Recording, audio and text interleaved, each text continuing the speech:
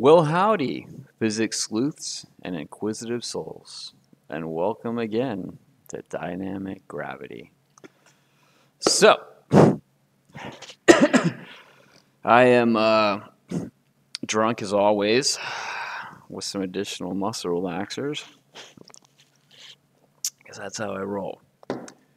And I did a lot of mushrooms over the last couple months. Didn't have much else to do. It's kind of stay at my mom's house.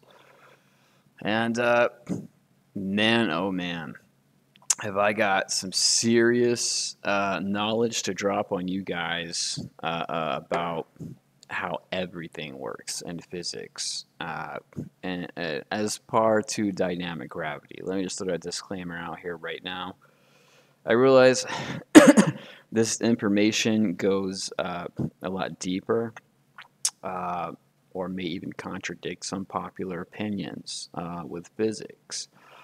But they cannot explain or calculate gravity and dark energy and dark matter perfectly as I can. So, if you're new to dynamic gravity, excuse me, drain damage from the war. I'm going to link my paper. It explains pretty much everything in the description of all my videos, as I usually do. So, if this is your first time here, you have to take a look at it. I highly recommend you do, so you know what the hell I'm talking about and where I'm coming from. So, I have been, I have learned some huge critical insights into what's going on subatomically, not only with gravity and its creation and propagation, but this carries over to a lot of things. I've got probably about 4 episodes, I figure, that I'm going to have to drop to fully explain all this information. So it's probably going to be a long episode. Dig in, kiddies. We're going over photons, and I mean, this is not your stereotypical overview of, what photons are. This is what photons are and how they most likely operate according to the rules of dynamic gravity. And we've got it. By the time I get done here, I promise you, you're gonna know photons better than anyone else on the planet, except for me, of course, the OG. Because remember, I may have taught you everything you know, but I didn't teach you everything I know. Not yet. So, let's start off, as always, where, standard physics is at. Let's look at, good old Wikipedia and see what they can't tell us about how photons operate.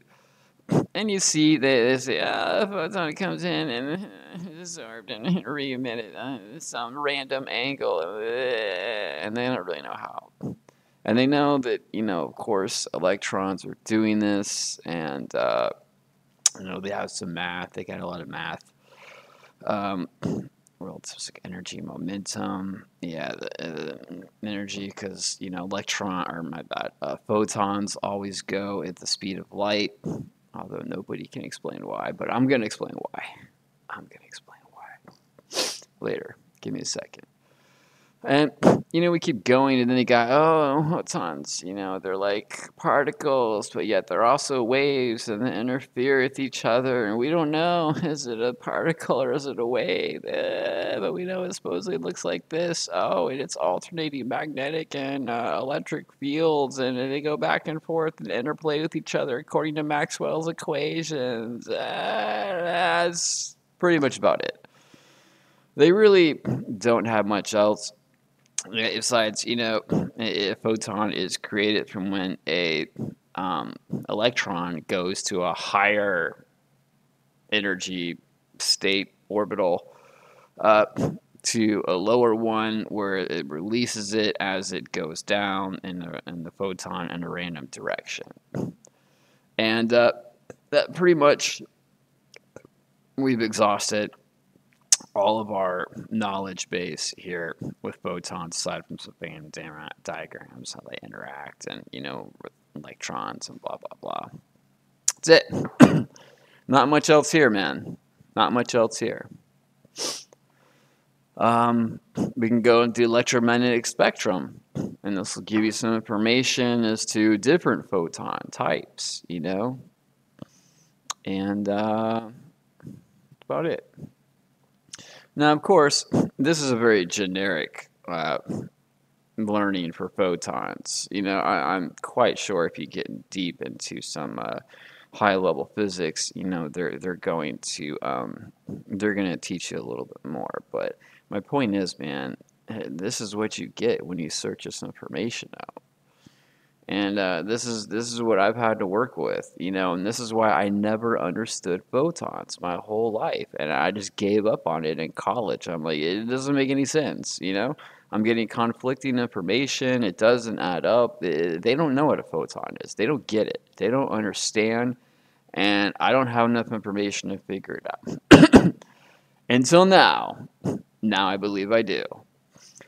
So, let us start, as always, with a little bit of recap from previous lessons or lectures I've given on this channel, dynamic gravity. This is important information, okay? So, photons have different wavelengths, right? And we all know this. And the shorter the wavelength, the higher energy it has. But from one of my previous lectures, we came to the conclusion that a photon always has the same amount of energy in it. Always. A photon is a photon, is a photon, is a photon. It is the base and smallest unit of energy that is divvied up and transferred through the electromagnetic force, okay?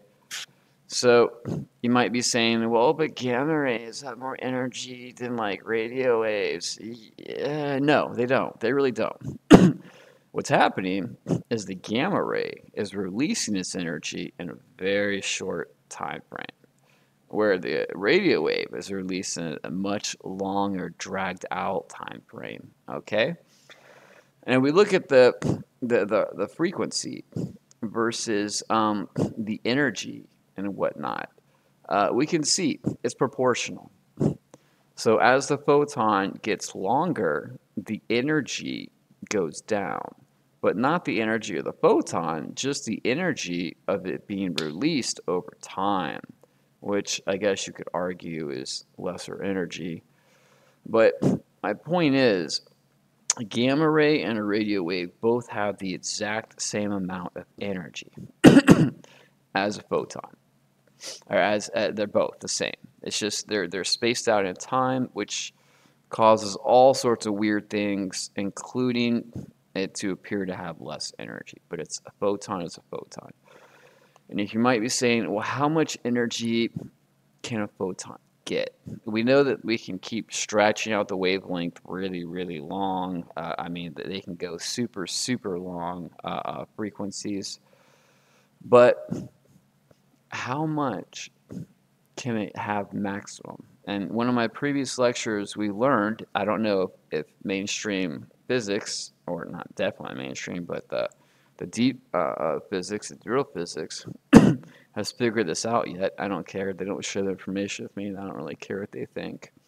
The max amount of energy a photon can have is what an electron has or is, okay? So all the photon is, kids, this is very important, is an electron that's spaced out in time, okay? Instead of being created all at once, it's created over time. And if you're like, well, that doesn't make any sense. My physics teacher in high school didn't tell me that. Yeah, cool story, bro. Here, look, proof is in the pudding. Here's a gamma ray, right? There are no shorter wavelengths than a gamma ray. That's as short as it gets. It's 10 to the negative 12, okay? It doesn't get any shorter than that. And the reason why it doesn't get any shorter than that, I'm telling you, I don't care what mainstream physics says, is because if we calculate, ooh, now it doesn't want to come up. If we calculate basically the wavelength of an electron. The largest possible an electron can be, the wavelength, according to de Broglie or whatnot. Yeah, what is it? De Broglie wave equation.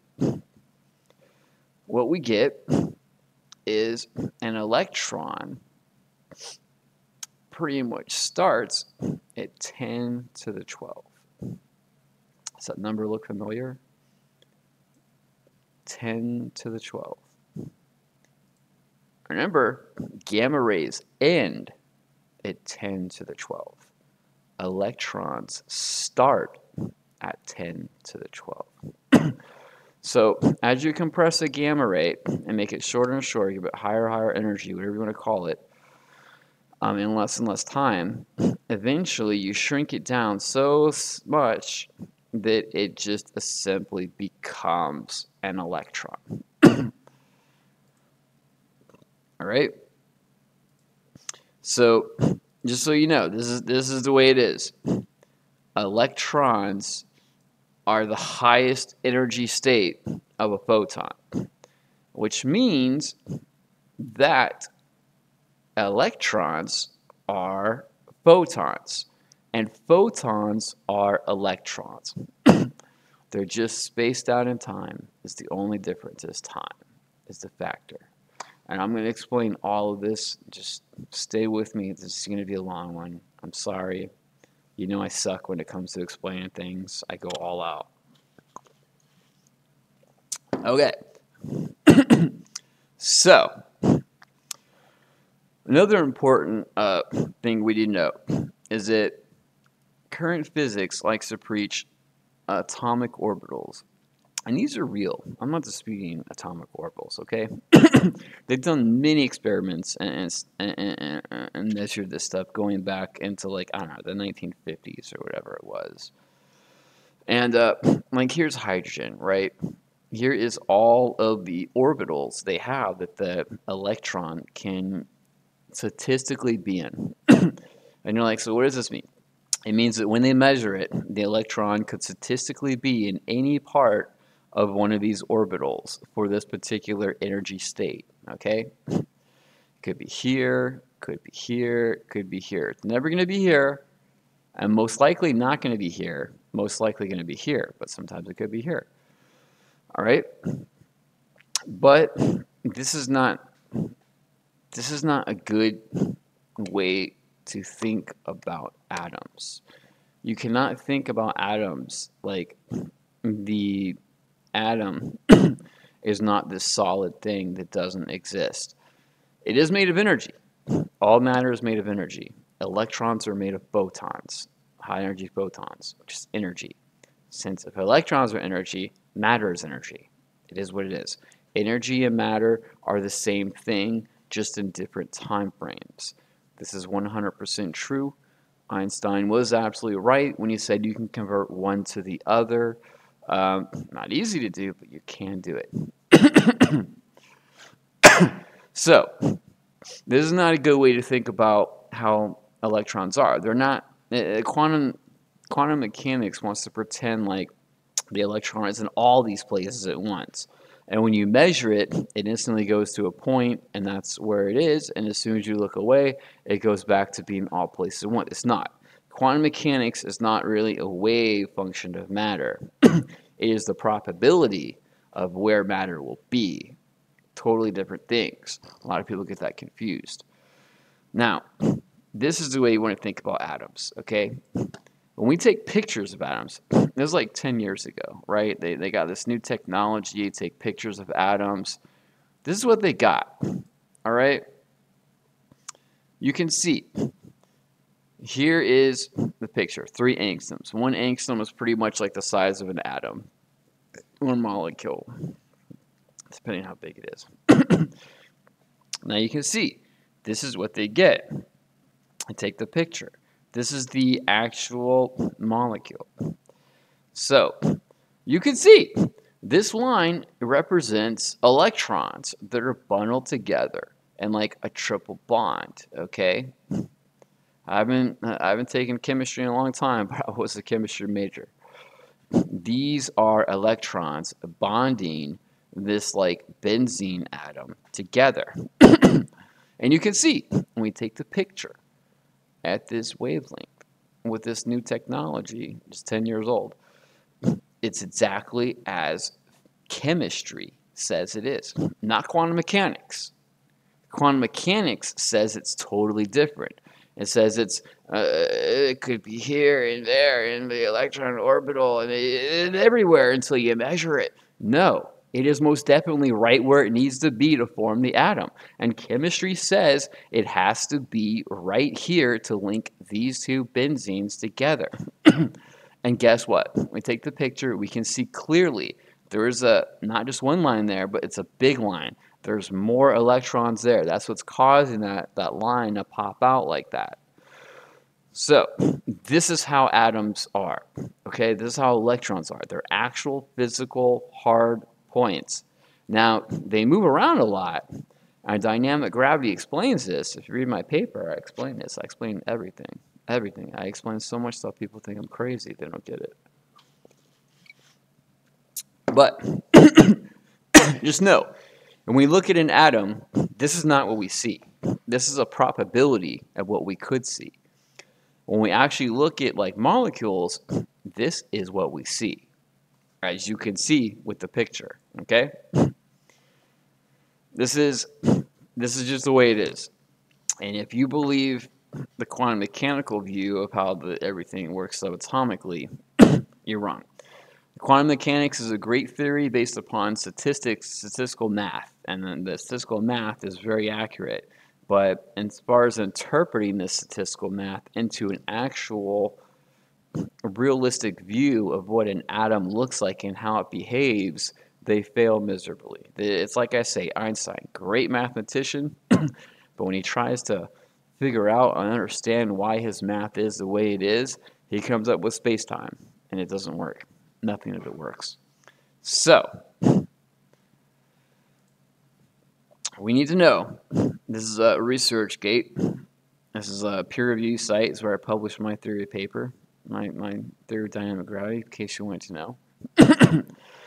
Now, I was unable to find a good reputable source, but I believe this guy. He is saying that the diameter of photons is 10 to the 5th angstroms, okay? Keep in mind, 1 angstrom is like a molecule, an atom, depending on how big it is, okay? So 10 to the 5th is really, really small. So basically, the diameter of a photon is really, really, really small, okay? But it varies. I'm going to explain why it varies. Should I go into this first? Yeah.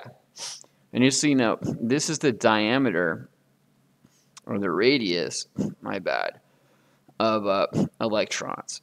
And you can see it starts at 10 to the 5th for the radius. For the diameter, it would be double that. So we know the photons, they say, are no bigger than an electron, only smaller. And this is the size of the radius of an electron. Now let's explain a little bit as to what's going on here. Okay.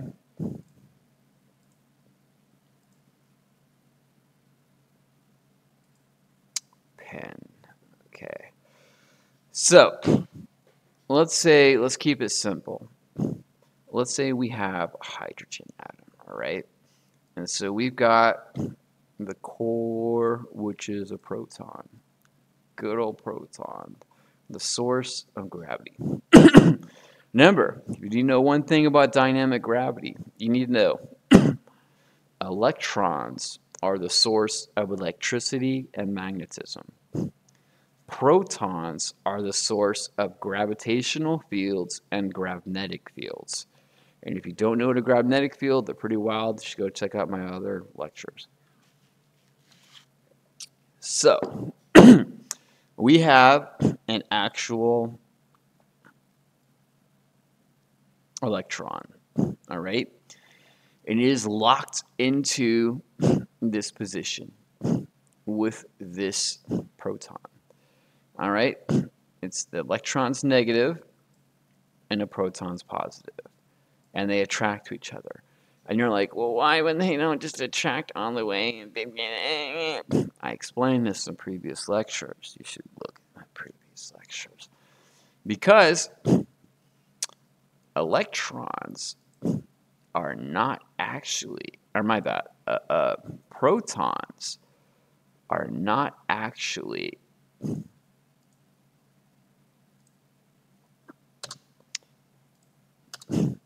made of that.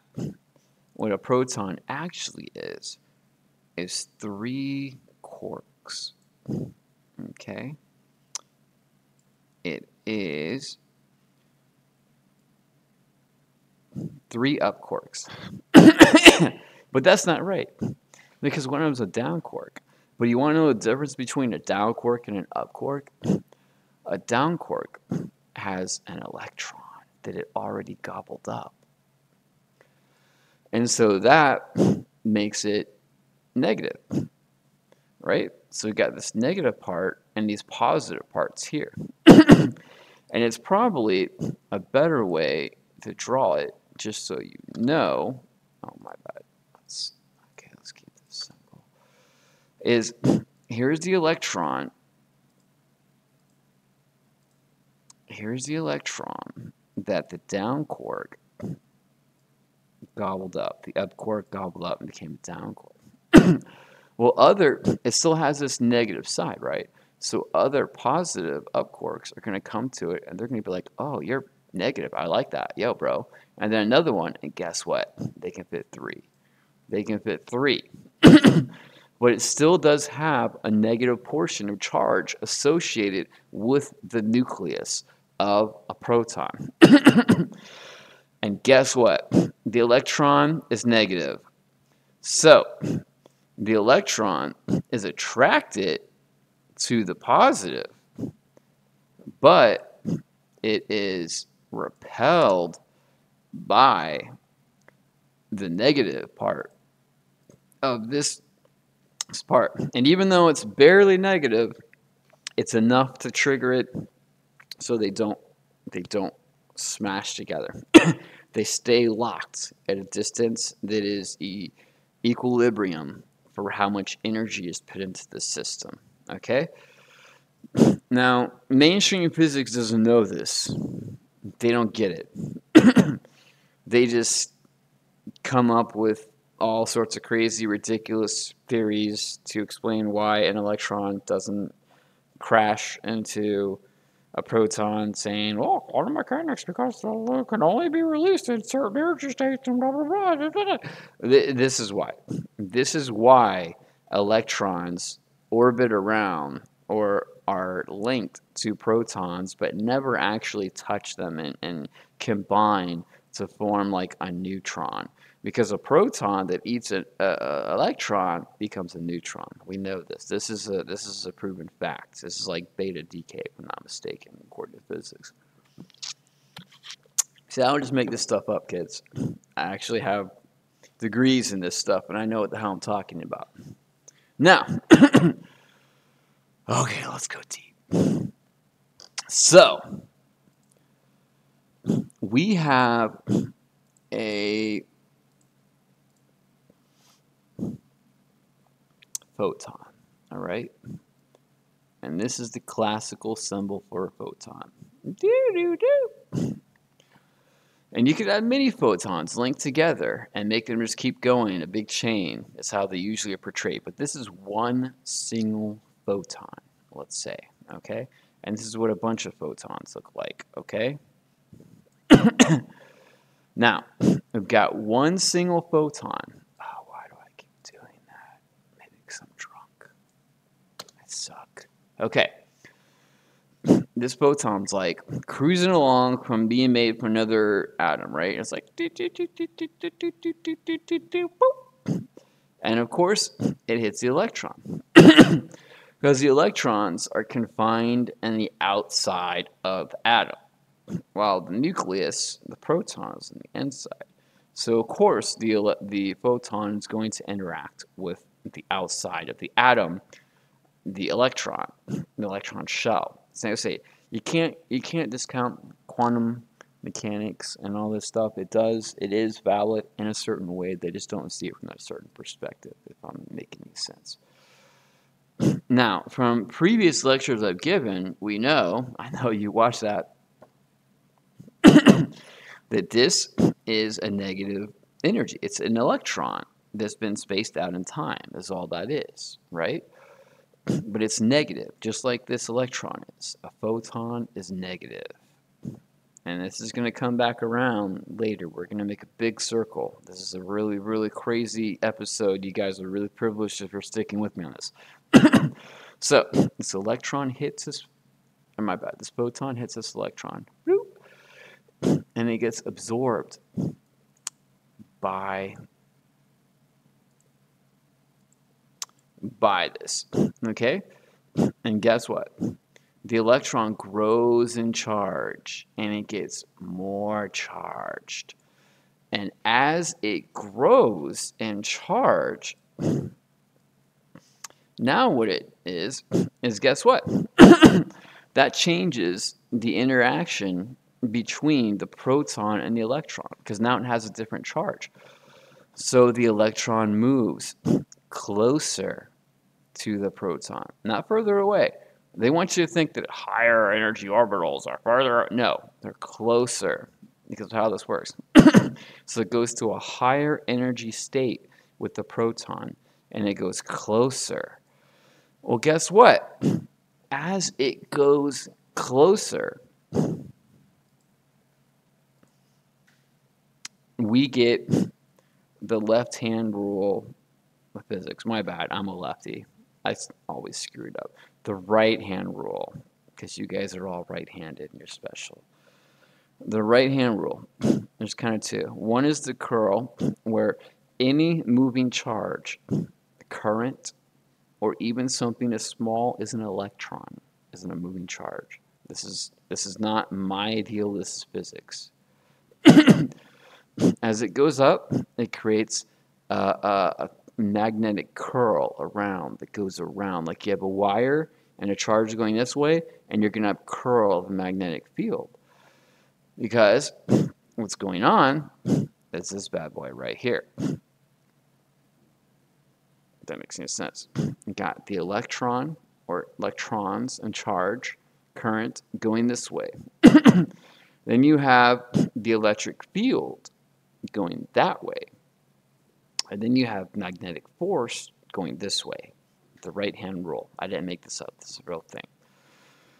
So, let's go back to our moving electron, which is now essentially a current, a very, very tiny current, literally the tiniest, smallest current possible, but a current nonetheless. So it was here, and it moved down here because it's got a negative charge more from this electron or this photon hitting it, right, guys? Are you with me so far? So as it moves down, guess what happens?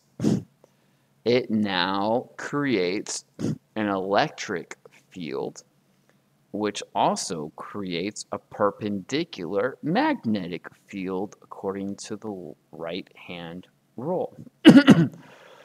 Well, according to Maxwell's equations, once again, this is not me, this is physics.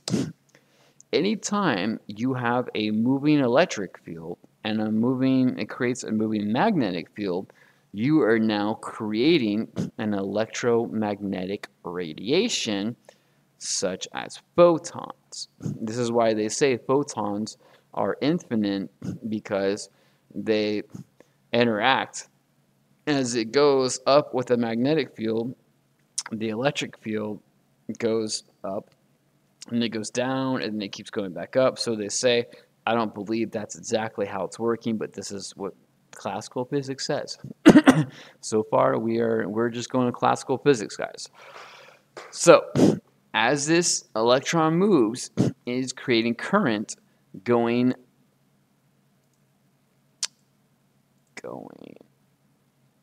this direction. And so, yeah, so the electric field is going to be shooting out this way with the magnetic field perpendicular to that, okay? So, what we're doing is creating another photon as it is absorbing this photon in real time. It does not, as classical physics would like you to think, that this thing goes up and then nothing happens, and then as it releases that energy, it releases a photon. That's what classical physics says. This is bullshit. This is not how this works. What happens is, as this electron is absorbing a photon from any angle, it can come from any angle, it can absorb it. As it's moving in real time, it is creating this up bump of the photon. All right? Now, it goes to its maximum point of absorption where it has absorbed all of the photon. Okay? Now it is an unstable electron because it is too large of a charge. You can absorb it, but only for a short period of time. I don't know why this is. I don't know everything, guys, yet, but I am working on it. Give me time. And so it immediately goes back to equilibrium where it wants to be. And as it does that, it in real time goes bloop, makes this first part, or absorbs it, and is moving closer towards the proton. And then as it's going back towards equilibrium, it makes a second part of the photon. So if this were true, if I'm right, you would expect a photon to essentially be split into two separate bumps. One up, one down. Keep that in mind. We're going to get there. I promise. So, this is how photons are created. Another important fact. You might, well, why do photons go the speed of light? They go the speed of light because they have momentum. Momentum given them from the electron, okay? As the electron is creating it, the photon is spaced out in time. Its weight is a lot less than the electron as it's creating it. So it can shoot that photon out at the speed of light from its electric field, which it is always emitting through virtual photons. Bloop, bloop, bloop, bloop, bloop, bloop, bloop, bloop. They're interacting with this. So as it's creating this at this specific angle, remember, right-hand rule, it's only going to shoot out at perpendicular as it's going closer and further away from the proton. You're not going to have photons shooting out randomly in any direction, as classical physics says. 30th, idiots, they don't know. It's always going to be at this 90-degree perpendicular angle from whatever the photon's direction is going, the current is going towards or from the proton. Now, you have this electric field, immense electric field, you could argue, of the electron, and it's going to interact with the electric field of the photon. And the photon, because it's just an electron spaced out over time, is going to shoot out as it's being created at the speed of light, going this direction, at the speed of light, as it's being made. Okay? Now, something to notice. If the electron is hit by, let's say, a very low frequency photon, one that goes like this. Okay? Let's say it's a high energy photon. Let's say this is an X-ray. Let's say this is a visible light ray. Okay? As it's hitting this, boop, boop, boop, and absorbing it, it is going to move much less than if it were going to be affected by a higher energy photon like a gamma ray. Okay? So, if the electron is hit by a low energy photon, it's going to move very little. Okay, see that? Very little. It's going to be affected over time. It's only going to absorb so much charge, and it's going to be releasing that charge in pretty much almost real time. It's not going to absorb the whole charge and go the whole distance of an electron. No, it's going to go slowly if it's a low energy electron spaced over time and releasing it in real time. Releasing, basically re-emitting another photon exactly the same amplitude and energy as the photon it ate. Okay? So, if you shoot it with an infrared photon, you get out an infrared photon. Okay? You don't shoot the infrared and get out a gamma ray. It doesn't work like that. And if you shoot with a gamma ray, then it's going to go closer a lot quicker to the proton because it's going to change the charge density of the electron a lot quicker. And so it's going to emit a gamma ray as it's doing this. Boop, boop, boop. So you give it radio waves, you get out radio waves. You give it gamma rays, you get out gamma rays. Okay? This is important. It's an important concept. We're going to come back to this over and over and over in future lectures. So I hope you understand this. Okay. Now, let's see, where are we at here? Okay. Blah, blah, blah. Right-hand rule. Now, this is the classical explanation. They just happen to have it coming in at perpendicular, but trust me, they didn't do that on purpose. It's just the graphics, how they did that. But once again, this is how they classically explain photons. They say it is alternating electric and magnetic waves perpendicular going through each other and self-replicating. This is not true. All right? You need to think of this as one photon. All right? From here, let me go so I can't get any further. From here to here is one photon, okay? And they string together. But this is one photon. This is the up and this is the down, okay? I like to think of it as a different way, okay? This is how they go up and then down, one photon. Up and then down, two photons, okay? But keep in mind, the period you can measure of a wavelength however you want as long as it's consistent, okay? So the way I would like to measure it is you can do here wavelength or here wavelength. It is not from here to here. See this? This is how you're taught photons work on a wavelength scale. I would argue it's probably more, and I don't know if I'm right about this. This is my hair-brain scan. This is not one of the things I'm 100% about, but I'm pretty sure. It just makes more sense if you measure it like this, a wave from here to here. So you have your up, where the photon is absorbing, the electron is absorbing the photon, and it's full absorbance, and now it's aided, and now it's releasing all that information, or that energy back down. So you have your up bump, and then your down bump. Up bump, down bump. Each one of these will be one photon. All right? One photon. If that makes any sense. Now you might be saying, that's kind of a crazy idea. Why do you believe that?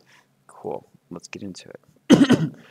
So, this is what happens when you absorb light through a gas. Like this is hydrogen. okay? It's called the hydrogen absorption spectrum. And it's going to absorb all this stuff. It's going to absorb these lines and re-emit all these other things. This is what it's actually eating. This is the spectrum of hydrogen, okay? These are where the electrons are actually able to absorb the energy frequency and re-emit those as new photons that it created, not just simply passing through or, reflected. And if you were to light up, give hydrogen gas energy, these are the spectrums. These are the wavelengths that it emits. So these are the actual electron orbitals that are absorbing electrons and emitting, absorbing photons and emitting photons at these exact frequencies, okay, of hydrogen. They teach you this in like 7th grade. You should know this. But what they don't teach a lot of people, this is not the whole story. If we actually could zoom in on these, no, you know what I mean, zoom in, what we actually see, what we measure is this. We measure 2 lines. So it's not one line like this or here. This line is actually 2 lines that are so close together that they are almost imperceptible, but we can measure it. It is 2 lines. And the other line has just like a 100th of a percent less energy emitted than the first line. So the first line is full energy. The second line is just 99 point something percent of the same energy. Not quite the same. All right? We know this. We can measure this. This is not me. This is classical physics saying this. I'm just trying to explain why this is. So the up line is where like I said, where this electron is going closer to the proton and emitting a photon, okay? And the second line, which is slightly less, which I'm assuming because it doesn't have active energy feeding it, and it's actually just releasing to equilibrium, which gives it a slightly less energy signature, I'm assuming, that creates a second line. So first bump, boop, second bump. Right? Just like this. First bump, second bump. Okay? First bump, second bump. I hope this is making sense to you. Okay? Okay, we're getting close to being done here. Now, they don't understand why this is, but they know it's related to the fine structure constant, because the fine structure constant, here's the equation you can get to come up with it, and they don't understand why this all comes out to be it is. It's a big mystery in physics. And here is the actual number 1 over 137 to whatever. Now, I don't know 100% what the fine structure constant is. But I do know this. I know 90% what it is. I'm about to lay it down for you right now. The fine structure constant, it pops up in a lot of electromagnetic physics because it is essentially how fast an electron, a free roaming electron, can move in the presence of a proton when it's at its equilibrium, okay? Now, I believe that the electrons in different energy states or whatever, or electron shells, will move slightly different speeds. But I know this, that, like say in hydrogen, the base orbital, the most equilibrium of one, you can say the electron moves at 1 over 137th the speed of light, the fine structure constant. That's how fast an electron can move in the presence of a proton's gravitational field.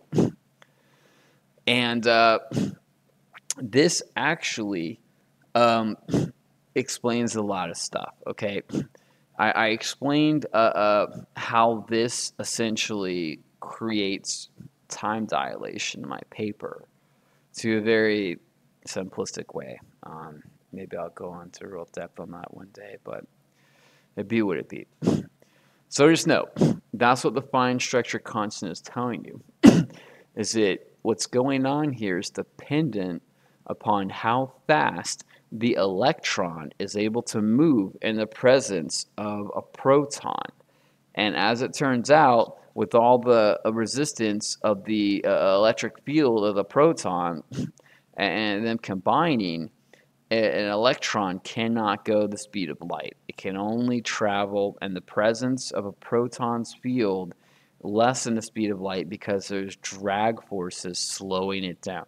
This is how time dilation works. I go into this in videos. All right, so that's basically why the fine structure constant is important and kind of basically what it is. I'm not going to say it's 100% everything of what it is, but that's all you really need to know, and you're good. And that's more than physics knows. Okay. Now, this brings up another thing, okay? As I explained, as the photon is spread out in time, its diameter is going to become smaller and smaller, okay? The max diameter of a photon, let's say, is a gamma ray, which is going to be just a sliver under the diameter of an electron, because it's just a sliver from being away from an electron. And as you space it out over time,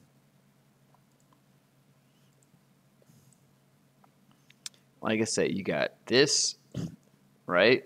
And then you space it out over time, and then you got some really spaced out ones over time, right? So this is basically what I'm trying to say.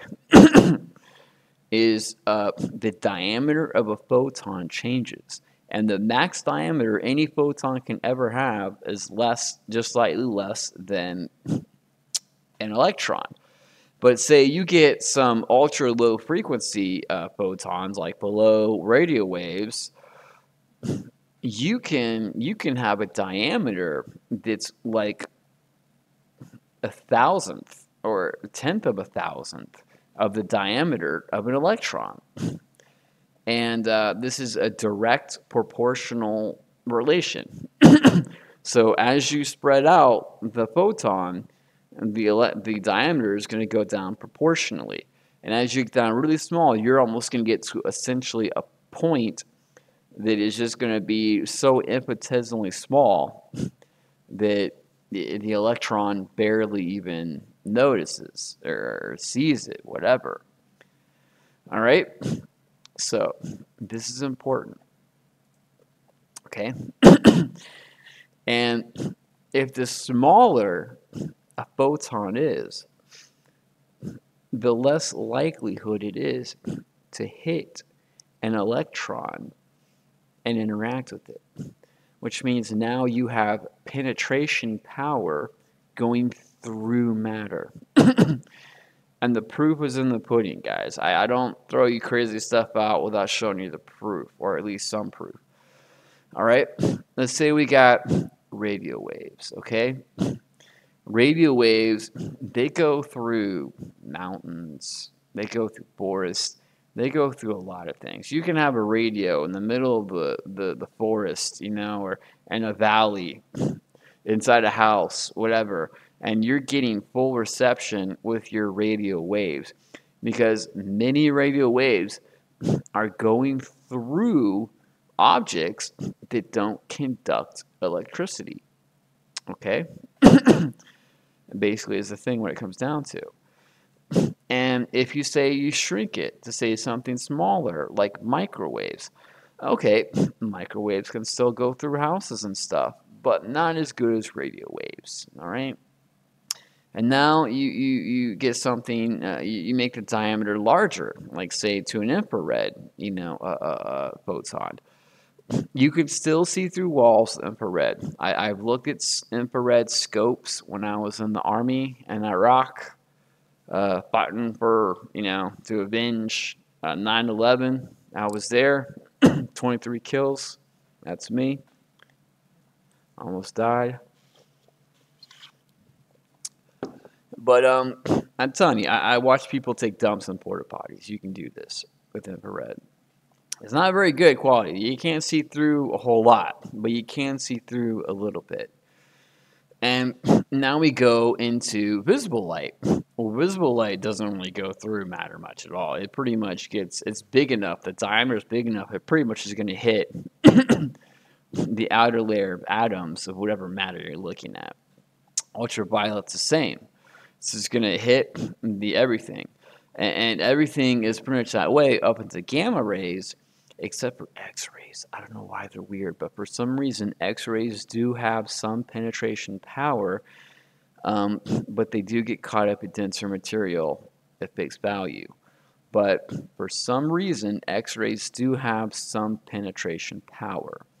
And I don't understand exactly why that is. That's a weird glitch. I'd have to really do a deep dive into that and do a lot of mushrooms to figure out what's going on with that. But if you get hit with gamma rays, like if you're inside a house, the gamma rays aren't really going to go through the house. They're going to stop, and they're just going to immediately incinerate and explode your layers, the outer layers of the house, okay? And then once they burn through that, then they'll burn through you.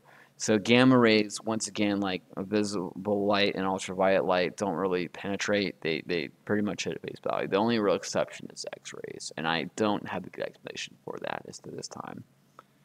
One day. I don't know everything yet, guys. Okay. Now, this is an important concept, right? Photons. If a photon is an electron spaced out in time, it is going to have mass.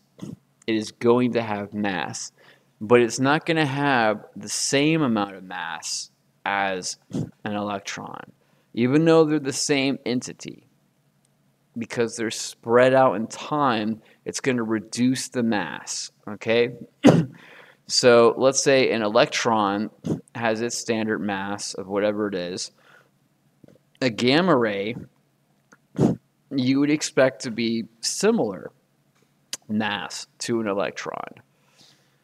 But as you get smaller and smaller, or longer and longer wavelengths in time, the mass gets spread out in time.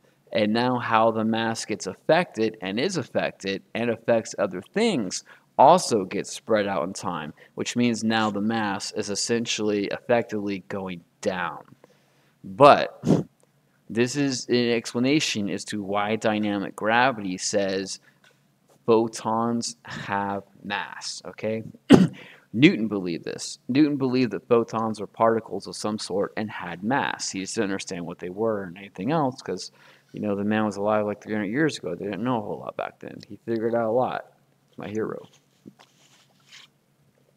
But what you need to know is that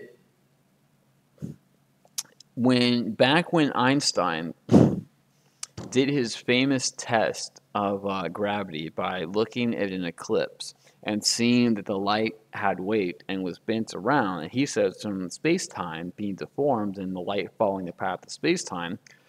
Well, guess what? The Newtonian camp said, no, we also believe light has weight. We believe that the light will be deflected.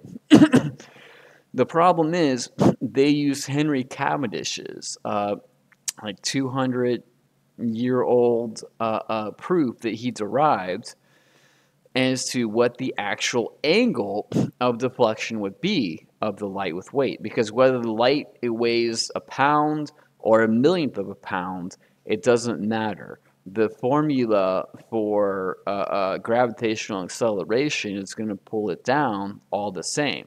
Doesn't matter how heavy the light, the photon is, whether it's a gamma ray that's heavy or a radio wave that's light, you could argue, because it's spread out. They're both going to get pulled down at the same rate according to our equations of classical physics. Okay, and they knew this. And when they tried to calculate how much, they used Henry Cavendish's equations, and they came out to 2 angle deflection, right? Or say one alpha, 1 angle deflection. And this is what Einstein came up with. Just so you know, when he did the math, Einstein was such a shitty mathematician. He had to have all these experts really fix his math. And I forgot who the guy was that fixed his math. I think it was his old algebra teacher or something, but he came back. He redid Einstein's math and said, no, no, no, no. It won't be 2 GM. It will be 4 GM. And after a few weeks of him explaining this math and why it would be 4 GM instead of 2 GM to Einstein, Einstein agreed and said, okay, I believe you. I trust you. And this was just literally like months before the solar eclipse that they were going to measure this, okay? Up until that point, Einstein was all on board with Henry Cavendish's proof, which said it'd be 2 GM deflection angle. All right? But when Riemann or whoever, redid the math for him, and he was really wise and good at stuff, he said, no, it's going to be 4 GM. And so Einstein said, I believe the angle is going to be deflected by twice as much as the Newton believers predict. See, there's 2, and there's 4. Divide out the common denominator, 2, you get 1 angle deflection and 2 angle deflection. So they did the experiment, and of course they measured 2 angle deflection. Einstein's math was right, not his math, his buddy's math. But since then, there have been a lot of people that have redone the Henry Cavendish proof. And they also say, no, the actual angle of deflection I can prove should be 4, not 2. So don't think that, light only is affected by gravity and Einstein's equation. It's not. Forever, ever since Newton, he believed that light would be affected by gravity, that light had weight. It was just that when the proof was done by Henry Cavendish hundreds of years ago, this is what he came up with, but the actual answer, he had an error in there that has been proven by other people, is actually that. So this proof of Einstein's equation, or general relativity, it actually doesn't prove his equation, his theory at all. It only proves that both Newton and Einstein could be right. And my math, my theory, is pretty much, it's kind of both Newton and Einstein, right? Obviously, I don't believe in space-time. That's not a thing. That's Einstein's interpretation of his math. It's bullshit. But I do 100%, believe that Einstein's additions to Newton's math equations to add in time dilation are the way to go. I mean, I've explained how time dilation works on an subatomic level with my theory of gravity. I'm telling you actually what's happening there. I wasn't able to make math quite as elegant as Einstein. That's why I just basically wrote on top of his. But it is what it is. So, yeah. Just so you know, recap, light will have weight. Light will be affected by gravitational fields because it is essentially an electron which has weight. It's just spaced out in time. And being spaced out in time does cause all sorts of funny, weird things to happen. For one reason being that photons are not affected by electric and magnetic fields like electrons are. Um, Somehow, the being spaced out in time nullifies that attribute of the electron. And I can't tell you exactly why that is yet. I can't teach you everything, man, in the whole world. You guys got to help me out on something. But yeah, it's it's it's pretty crazy. Um, all I can say is it. Hold on, let me just make sure I hit all the points.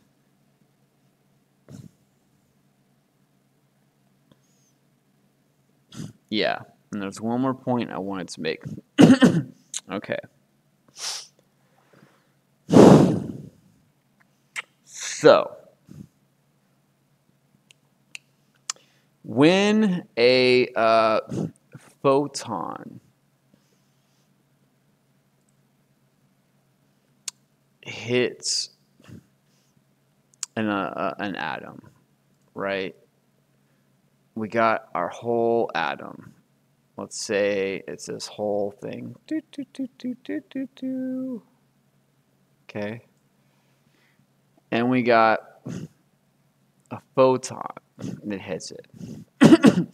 If it's not enough energy, photon, high enough energy to disturb the strength of the bond between the electron and the proton, then the photon will either just pass right through it like nothing, it'll penetrate it, or it could possibly reflect it, but usually just pass right through it, nothing happens because the photon doesn't have enough energy to disturb or affect the electron in its bond that it's locked into with the proton.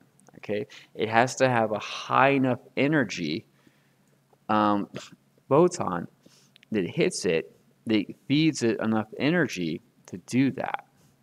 All right. So next week, I am going to blow your mind. I'm going to destroy all of known physics. I'm going to completely explain to you what neutrinos are and how they work, and introduce the concept of a photon. Not a photon, but a poton. I made this up myself, and I predicted it, and I predicted a particle, and lo and behold, it turned out to be the neutrino. Still think I'm bullshit. Just saying. So, basically what I want you to know right now is if the electron and a photon are both negative entities, and the electron can only deal with a high enough energy source, then the law of reverses would say that a photon, a positive photon, as it hits, the lower the wavelength, the more it would affect the electron. And the higher frequency, the higher energy the photon, the positive photon, what a photon is, then the less it would affect it. Okay? And that, my friends, explains neutrinos. But that's next week. That's next episode. I'm going to deep dive into that. This has been a really long video, and I dumped a lot of craziness and a lot of knowledge and information on your plate. So, I hope you learned something. I know this blew my mind. This opened up so many doorways, and we're going to keep expanding with this. I got like 4 episodes I'm going to have to drop on you guys to show you all the knowledge that God has gifted me, has given me in his gracious heart from my mushroom trips these last months. But we're going to get there. And on that note, I wish you to have a lovely day, and I will catch you next time. Like, subscribe, submit.